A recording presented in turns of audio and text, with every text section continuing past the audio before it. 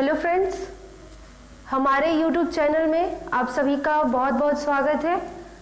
हमें उम्मीद है कि आप तक हमारा पिछला वीडियो पहुंच चुका होगा और आपने अच्छे से देखा होगा, समझा होगा और अपने उपयोग के अनुसार उसका लाभ उठाया होगा। तो जैसा कि हमने हमारे पिछले लेक्चर्स में एरोमेटिक हाइड्रोकार्बन्स को पढ़ा था और सभी श्रेणियों में 10 सदस्यों के लिए जो बेसिक शब्द होते हैं, अर्थात एन जोड़ना है, इन जोड़ना है, आइन जोड़ना है, ये बात अलग है। वैसे मेथ, एथ, प्रॉप, ब्यूट ये हमने देखा था। आज उन्हीं 10 सदस्यों का सभी श्रेणियों में सामान्य सूत्र निकालना हम देखेंगे। थोड़ा बहुत हमने पिछले वीडियो में भी देखा था किस प्रकार निकालते हैं। कोई टफ नहीं है, जो सामान्य सूत्र है उस श्रेणी का उसी पर बस n की संख्या रखनी है और हमें प्राप्त कर लेना है। कोई भी इसमें ज्यादा काम नहीं है, लेकिन फिर भी हम निकालेंगे। कुछ का हम निकालेंगे और कुछ का आपके ऊपर ही छोड़ेंगे। तो चलिए वीडियो स्टार्ट करते हैं और सभी सदस्यों का सामान्य सूत्र हम ज्ञात करते हैं। तो कितनी श्रेणियां हमने देखी थी? अगर हाइड्रोकार्बन्स के प्रकार आप सभी ने देखे होंगे तो हमें एल्केन,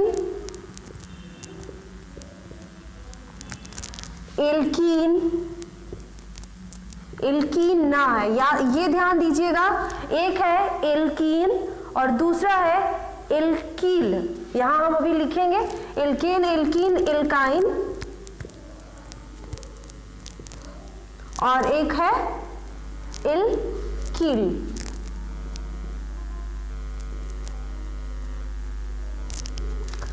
इन सभी का सामान्य सूत्र था, जैसा कि एल्केन का था CnH2n+2, एल्कीन का था CnH2n, बस इतना ही। एल्काइन का था CnH2n-2 और फिर एल्कील का, जैसा कि हमने परिभाषा ही देखा था कि एल्केन में जितने हाइड्रोजन है उससे एक कम, तो यहाँ +2 हो रहा है, यहाँ क्या हो जाएगा? +1 हो जाएगा। बस अब इन्हीं सूत्रों के माध्यम से हम meth, eth, prop, but, penta, hexa, oct, non, decane इन सब का यूज करके सभी श्रेणियों के सदस्यों का सामान्य सूत्र हम ज्ञात करेंगे। तो सबसे पहले अभी हम एल्केन समूह देखते हैं। यहां हम साइड में ये भी लिख लेते हैं, जो कि पिछले वीडियो में भी हमने लिखा था, meth, eth, prop, but, penta, hexa, oct, non, deca. यही था 10। फिर से कुछ छूट रहा है।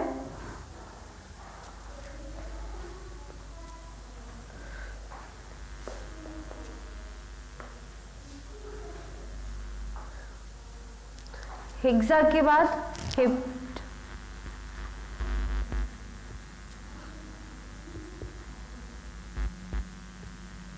फिर ऑक्ट, नॉन और फिर है 10वें नंबर पे डेका। सबसे पहले मेथेन श्रेणी, एल्केन श्रेणी में देख रहे हैं हम, तो पहला सदस्य, इसका यही सूत्र यूज करेंगे हम हर जगह, CnH2n+2। और जैसा कि फ्रेंड्स हमने बताया था, इसमें n की संख्या क्या होती है? 1, एथ में 2, प्रोप में 3, ब्यूट में 4, पेंटा में 5, हेक्सा में 6, हेप्ट में 7, ऑक्ट में 8, नॉन में 9 और डेका में 10।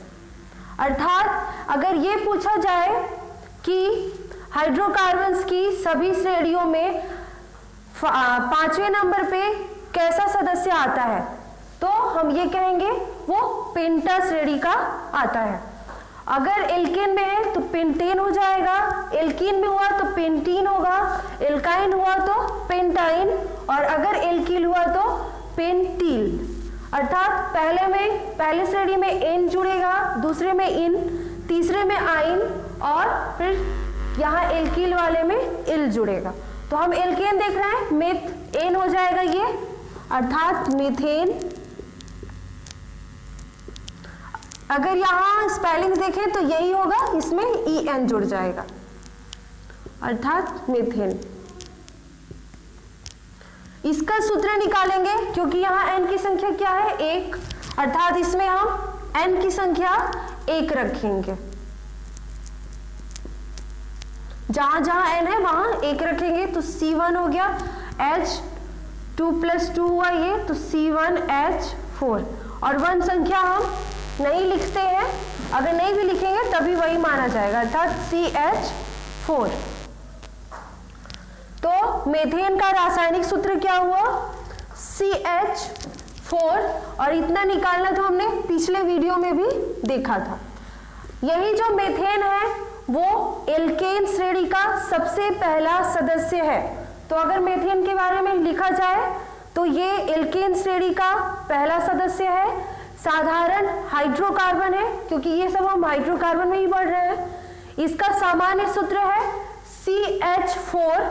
अगर इसका अणु सूत्र देखें तो कार्बन का 1 परमाणु, हाइड्रोजन के 4 परमाणु। और मीथेन जो है ये रंगहीन और गंधहीन गैस है, अर्थात जो मीथेन है वो प्रकृति में गैसीय रूप में रहता है और यही ग्रीन हाउस गैस भी है। प्रमुख ग्रीन हाउस गैसों में से एक है कौन, मीथेन। तो इतना रहा मीथेन के बारे में और एल्केन श्रेणी के पहले सदस्य के बारे में। इसी प्रकार दूसरा सदस्य अगर होगा तो एथ है ही, इसमें भी इन जुड़ेगा, तो एथेन हो गया। और एथेन का सूत्र क्या होगा, यहाँ हम n की संख्या क्या देख रहे हैं, 2। तो इस पूरे इसी सूत्र में हम n की संख्या n की जगह क्या रखेंगे, 2। तो यहाँ 2 हुआ, H यहाँ 2 पहले से है, गुणे n की जगह 2 और फिर +2 है वो रखेंगे। तो C2H ये हो गया 4 + 2,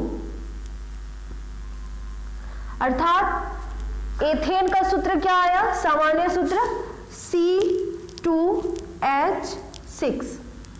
इसी श्रेणी में निकालना है, इसी सूत्र का यूज करना है और ये n संख्या हमें देखनी है।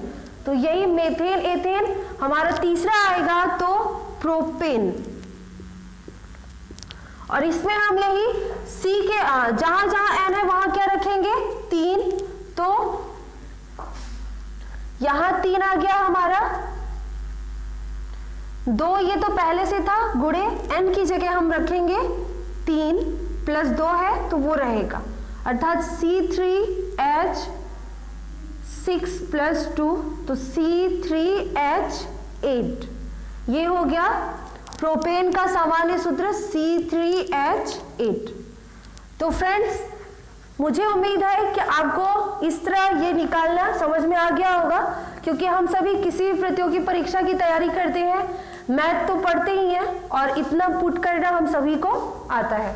तो हम उम्मीद करेंगे कि आप ये श्रेणी के सारे सामान्य सूत्र निकालेंगे और आपसे एक रिक्वेस्ट भी करना चाहेंगे कि यदि हो सके तो आप इन सभी का सामान्य सूत्र निकालें और कमेंट में हमें भेजें भी, ताकि हमें हमारा उत्साहवर्धन बढ़ाने के लिए कुछ सहायक हो सके।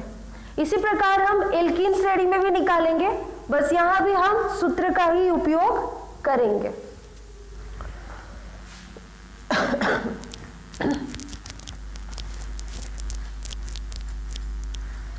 जैसा कि हम देख रहे हैं एल्कीन श्रेणी का सूत्र क्या है, CnH2n। और हमने भी बताया फ्रेंड्स, इन्हीं शब्दों में इन जुड़ेगा, अर्थात यहाँ जो हमें प्राप्त होगा वो मेथीन होगा, एथीन होगा, प्रोपीन होगा, ब्यूटीन होगा, इस तरह से होगा। तो एल्केन श्रेणी का पहला सदस्य कौन सा होगा, मेथीन। मेथीन, इसका सूत्र अगर देखें हम इंग्लिश में यही होगा, मेथ, यहां इन जुड़ जाएगा। जैसा कि मेथ में n की संख्या क्या है 1, तो हम n की जगह 1 रखेंगे।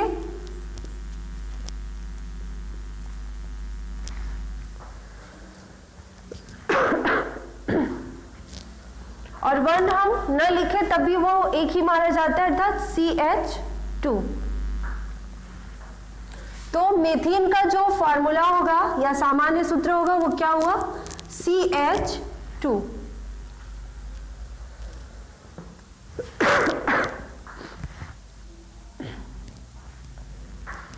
ये मेथीन हुआ। दूसरा देखेंगे हम तो एथीन।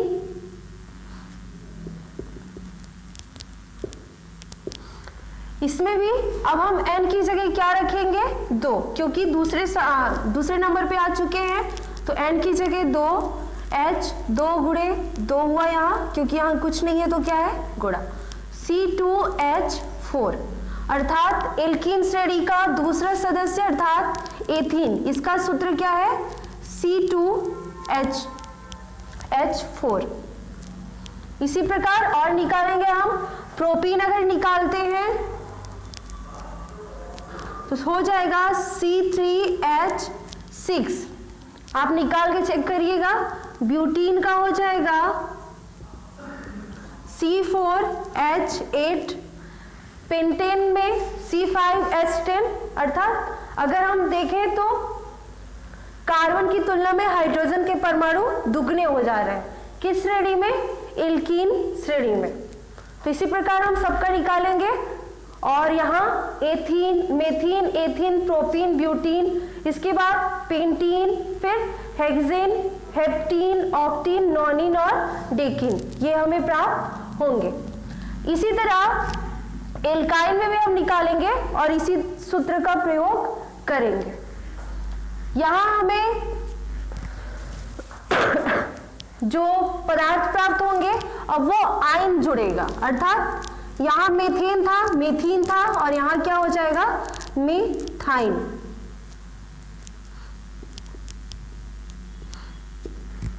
अर्थात अगर इंग्लिश लिखे तो मेथ, AINE, मिथाइन। और इसका सूत्र निकालना हुआ तो जैसा कि हम देख रहे हैं सामान्य सूत्र इसका है ही CnH2n-2, और n की जगह हम क्या रखेंगे, क्योंकि मेथ श्रेणी में n की संख्या 1 है तो 1 रखेंगे, अर्थात n की जगह 1।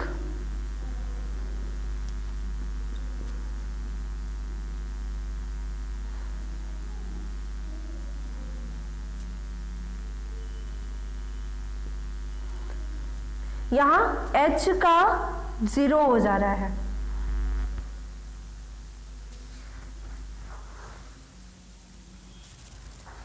अर्थात मिथाइन का जो फॉर्मूला होगा वो CH0, और 0 है तो उससे लिखा ही नहीं जाएगा, अर्थात सिर्फ इसमें क्या होगा C बॉन्ड C। और किस प्रकार होगा फ्रेंड्स, इसके लिए भी हम थोड़ा सा भी देखते हैं। जैसा कि हमने देखा था हमारे इस चैप्टर के दूसरे लेक्चर में कि एल्काइन में ट्रिपल बॉन्ड बनता है, अर्थात त्रिबंध होता है। उससे भी थोड़ा पहले देखते हैं। हम सभी जानते हैं कि कार्बन की संयोजकता कितनी होती है 4, अर्थात कार्बन अर्थात C, इसके बाहरी उपकोष में कितने इलेक्ट्रॉन होते हैं 4, अर्थात कार्बन अगर अपने आसपास किसी को जोड़ेगा तो 4 हाइड्रोजनों को जोड़ सकता है।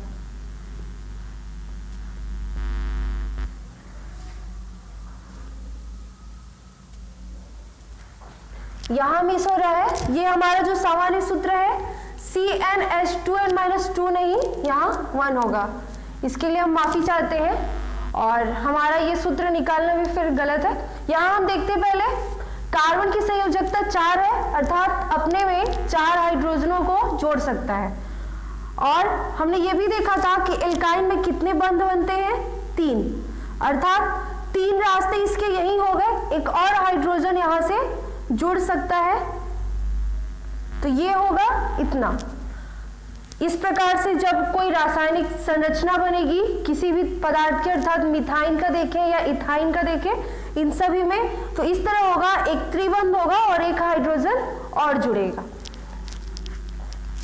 और इसका सूत्र हम निकालेंगे अभी। तो जैसे यहाँ मिस था हमारा CnH2n-1 होगा और n की जगह हम मिथाइन में क्या रखेंगे, 1, तो C1H 2 × 1 -1,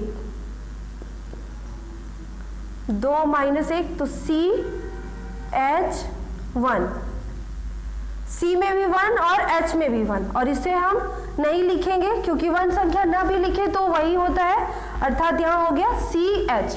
तो मिथाइन का जो सूत्र हुआ, सामान्य सूत्र, वो क्या होगा, CH।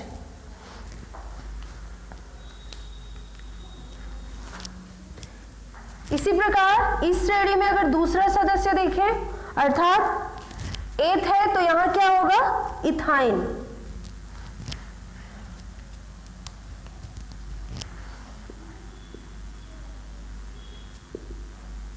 और इसमें हम n की संख्या क्या रखेंगे दोस्तों, तो यहां हम n की संख्या 2 रखेंगे क्योंकि दूसरा सदस्य हम देख रहे हैं। तो Cn की जगह 2, तो C2H, तो ये हुआ C2H3, ये इथाइन का सामान्य सूत्र हुआ। इसी प्रकार हम आगे श्रेणियों में भी निकाल लेंगे। आई होप आपको ये समझ में आया होगा, और ये तो लगभग आपको पहले से ही पता था, लेकिन फिर भी हमने एक छोटा सा वीडियो बनाया ताकि ये क्लियर हो जाए। एल्कीन में हम यहाँ 2 तरीके से कर सकते हैं, क्योंकि हमने इसकी परिभाषा देखी थी कि एल्केन के सदस्यों में जितने भी हाइड्रोजन होते हैं उनमें से एक हाइड्रोजन का परमाणु कम कर दिया जाए तो वो एल्कीन समूह में चला जाता है। तो हमारे पास 2 तरीके हैं, या तो हम बाकी सब की तरह n की संख्या रखें और फिर निकालें, या फिर हम एल्केन समूह वाले में से हाइड्रोजन की एक संख्या कम कर दें। तो जैसा कि हमारा एल्केन समूह में मेथेन था CH4, एथेन हो गया था C2 और H8 ये था, इन्हीं में से हाइड्रोजनों की संख्या कम हो जाएगी। एल्कीन समूह है तो पहला सदस्य क्या होगा, मेथिल, दूसरा सदस्य होगा, एथ है तो एथिल, फिर तीसरा प्रोप है तो प्रोपिल, और यहां हम सामान्य सूत्र अगर देखें तो एल्केन श्रेणी में पहले सदस्य का था CH4, तो इसका क्या हो जाएगा CH3। एथिल में C2H8 था तो यहाँ H7 हो जाएगा, अर्थात हाइड्रोजन की एक संख्या कम हो जाएगी। बस इतना ही होगा। अगर आप चाहें तो सूत्र के माध्यम से भी रखकर देखें, यही आएगा और यही सही होगा। तो हमने चारों श्रेणियों के 10 सदस्यों के इस प्रकार से सूत्र निकालने देखे हैं। हमने सबके नहीं निकाले, बाकी आपके लिए छूटा हुआ है और आप सभी को करना है। यहाँ तक मुझे उम्मीद है कि आपको समझ में आ गया होगा और आप सभी सदस्यों के सूत्र निकाल लेंगे। और सबसे बड़ी बात कि अब आपको मेथेन, एथेन, प्रोपेन या मेथिन, एथिन, प्रोपीन या डेकीन या मिथाइन, इनमें से किसी के भी सूत्र को रटने की जरूरत नहीं होगी।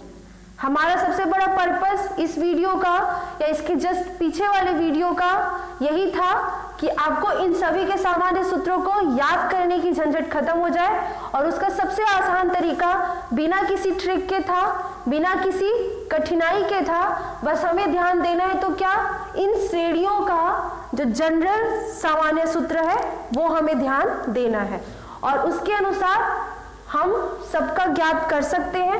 और बस एक चीज और ध्यान हो कि अगर हम पेंटेन निकाल रहे हैं तो पेंटा किस नंबर पर आता है, अर्थात पेंटा 5वें नंबर पे आता है तो हम n की संख्या क्या रखेंगे, 5। हमें सभी का सामान्य सूत्र ज्ञात करना पड़े, उसकी तुलना में ये कुछ 2-4 चीजों को ध्यान देना हो, ये बहुत आसान है और ये आप सभी कर सकते हैं, हमें पूर्णतः विश्वास है। तो दोस्तों, आज का वीडियो आपके लिए कितना हेल्पफुल रहा, कितना उपयोगी साबित हुआ, आपको कितना समझ में आया, हमें कमेंट करके अवश्य बताएं। हमें आपके कमेंट्स का इंतजार रहेगा। धन्यवाद।